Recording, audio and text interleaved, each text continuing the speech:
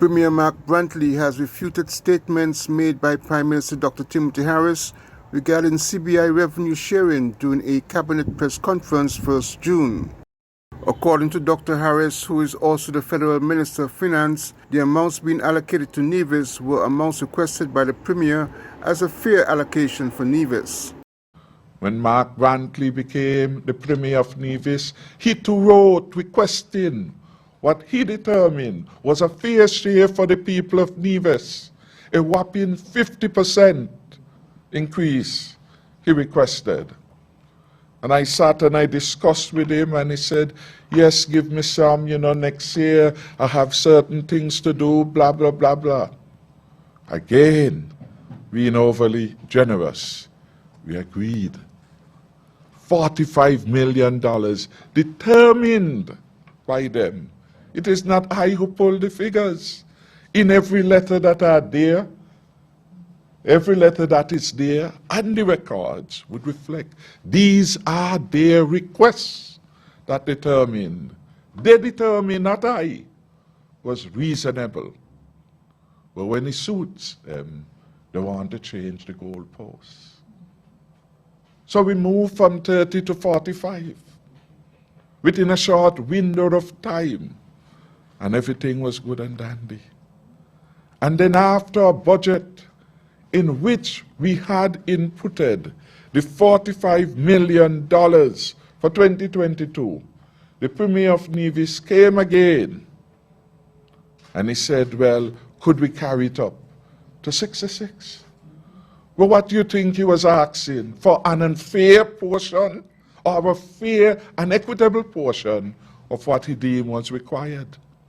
But according to Premier Mark Brantley, what Dr. Harris said at the press conference is misleading and does not reflect the reality of the matter, challenging the Prime Minister to provide proof to support the discussions held between them.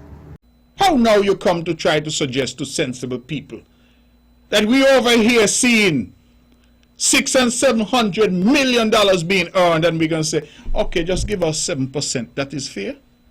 I issued a challenge, open challenge this evening, to the former Prime Minister, Dr. Timothy Harris, has any correspondence from me, Mark Brantley, saying that this is considered Nevis's fair share. Let him share it with the public. Let him do so. I am so happy I was trained as a lawyer. And I'm happy I was trained as a lawyer because as a lawyer, I was always taught to document issues. Sometimes I have a conversation with someone. When the conversation is over, I write to them, dear sir, I would like to recap our conversation. You know why? People like to say you no say. Or they like to say you say what you did not say. And I always found it interesting because throughout the time I've known this gentleman, the former Prime Minister, Dr. Harris, he always used to say to me, Mark, what you like to write so?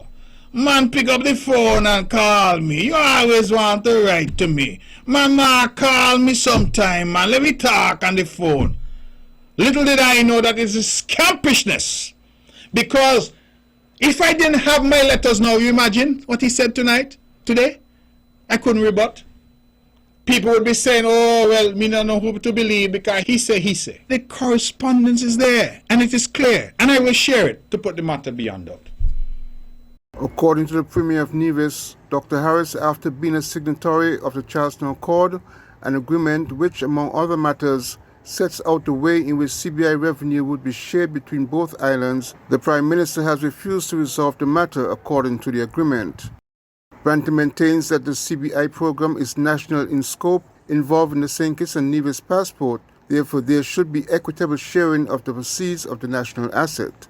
Glenn Barth reporting for SK Newsline.